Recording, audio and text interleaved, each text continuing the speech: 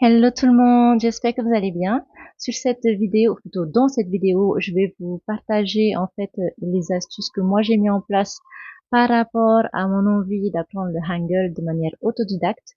Voilà, j'ai quelques astuces que j'ai utilisées jusqu'à présent et qui sont quand même toujours valables, je trouve, et simples d'utilisation en fait. Donc, alors ma première astuce, c'est d'abord d'aller regarder la chaîne de Soy ASMR, qui est une native de Corée et qui a fait une vidéo exprès sur le Hangul, l'alphabet coréen. Donc je vous mets la vignette de la vidéo en question, voilà, et sa chaîne bien sûr.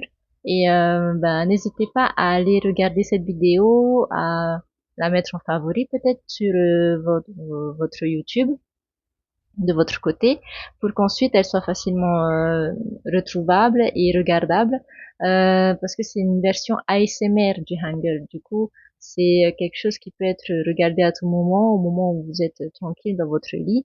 Et moi, j'ai bien aimé le principe parce qu'au moins là, ça permet au moment où on est à deux doigts de s'endormir,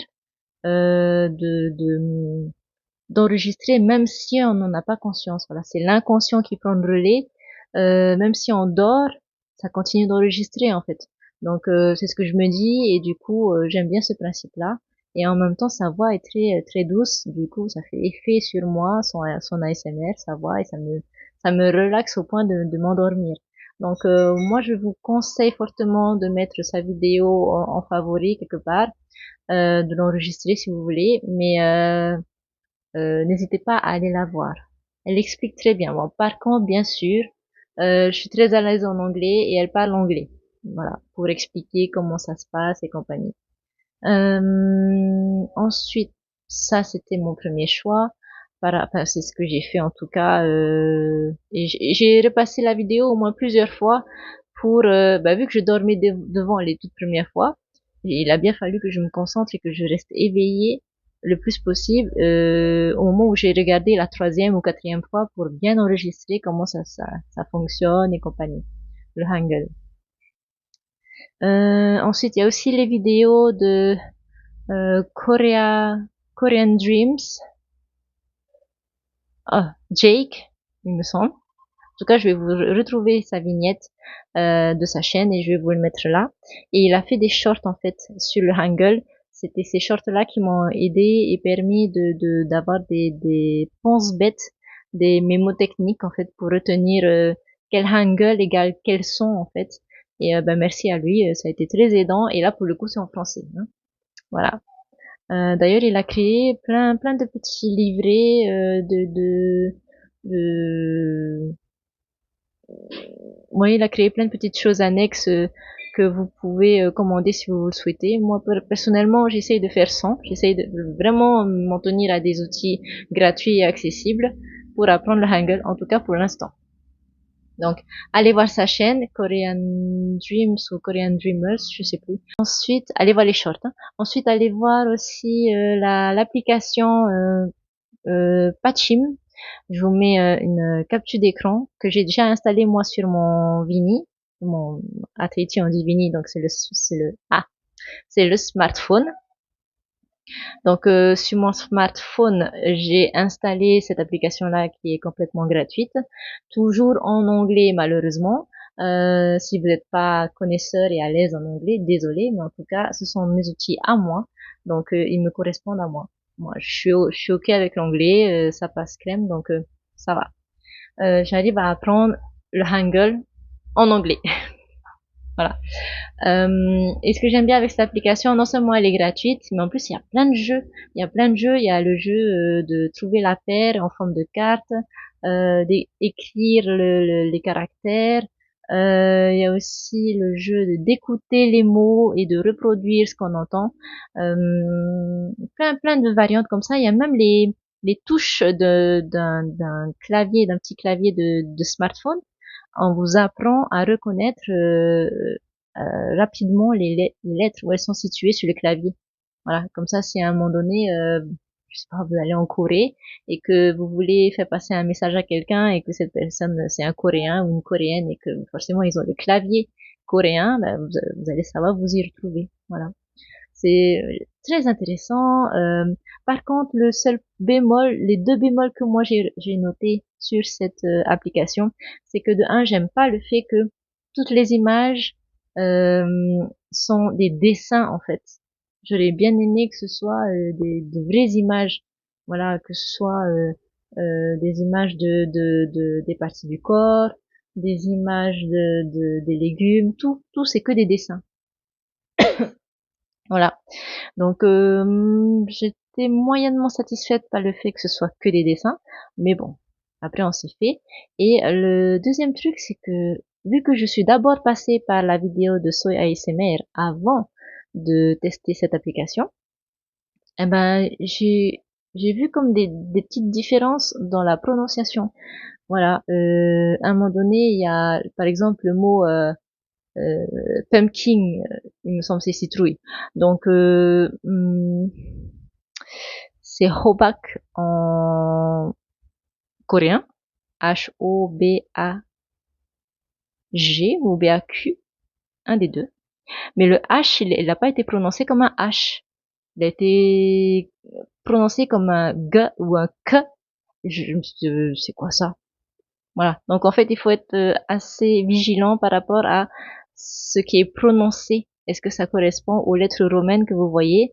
Et vraiment familiarisez-vous le plus possible avant de passer à l'application gratuite. Familiarisez-vous bien avec le Hangul d'abord avant de passer sur l'appli. Comme ça, au niveau des sons, vous êtes un peu plus aguerri, on va dire. Je pense que j'ai les bons mots, mais j'ai du mal. Ma diction, c'est pas tellement ça. Mais voilà. Donc, je vous conseille d'abord d'aller regarder plusieurs fois encore et encore la vidéo de Soya ASMR. Ensuite, d'aller regarder aussi les vidéos qui expliquent les prononciations sur la chaîne de Korean Dreams ou Korean Dreamers, la chaîne de Jake. Et ensuite, vous pouvez passer sur l'application. En tout cas, c'est ce que moi j'ai fait. Et c'est là que j'ai pu discerner les petites incohérences, alors que c'est censé être un outil pour apprendre le Hangul. Donc si à un moment donné on vous apprend au niveau du son n'importe quoi, voilà. Mais bon, ça a le mérite d'exister, c'est gratuit et il y a plein de variantes, plein de jeux qui font que c'est ludique en fait. C'est ça que j'ai bien aimé avec l'application. Et ensuite, une autre méthode, ben, c'est moi j'ai un projet, c'est de encore plus me familiariser avec le Hangul en traduisant les paroles des chansons que j'aime beaucoup, des Stray Kids et de 80s, voilà. Et comme il y en a beaucoup pour chacun des deux groupes, ben, j'aurai de quoi faire. Bon, je me suis pas encore plongée là-dedans, mais c'est un projet pour encore plus me plonger dans le truc, dans le Hangul. Et aussi, ben, n'hésitez pas aussi à continuer à regarder vos séries, à regarder des reportages, euh, et à mettre, ben, à regarder aussi les chaînes peut-être de vos groupes K-pop préférés, où là, il y a du contenu à ne plus savoir qu'en faire. Et mettez les sous-titres à chaque fois euh, pour pour essayer de distinguer qu'est-ce qu'ils veulent dire. Voilà, c'est travailler l'écoute en fait, travailler l'écoute, l'oreille, l'audio, voilà. C'est mes conseils, donc n'hésitez pas à me dire si de votre côté vous avez trouvé des outils, des applications, des chaînes ou d'autres méthodes qui vous ont convenu à vous, peut-être même en français aussi ou même en anglais, peu importe, qui peuvent aider soit moi, soit d'autres personnes qui passent par cette vidéo si jamais ils veulent apprendre le Hangul en autodidacte durant un temps, voilà. Parce que j'ai bien l'intention, si à un moment donné j'ai les finances, de faire appel à quelqu'un qui est natif de là-bas et prendre des cours particuliers avec cette personne. Je compte pas m'en tenir que à des outils gratuits à 100%.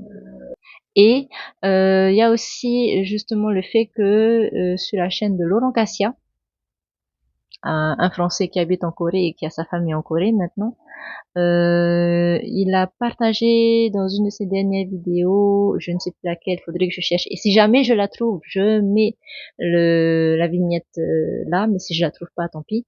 Mais en tout cas, il a partagé une astuce et un site où c'est intéressant d'aller se connecter à ce site pour avoir accès à des natifs justement qui proposent des cours pour apprendre le Hangul.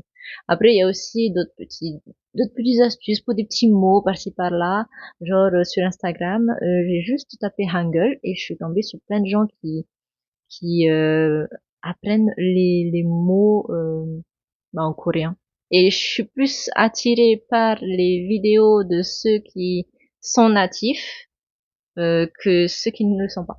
Après, je dis pas, hein, tu peux ne pas être natif d'un pays et une fois que tu apprends la langue, tu parles très très bien. Ouais, j'en connais. Je connais des chaînes comme ça, mais je préfère moi, si je dois payer, je préfère payer pour avoir accès à un contenu pour apprendre la langue d'un pays avec un natif du pays. Ça, c'est ma vision des choses. Voilà, chacun sa vision après. Mm. Donc voilà, c'est mes astuces à moi que j'ai pu mettre en place. N'hésitez pas à partager vos astuces à vous. Et puis bon apprentissage à tous ceux qui se lancent dedans.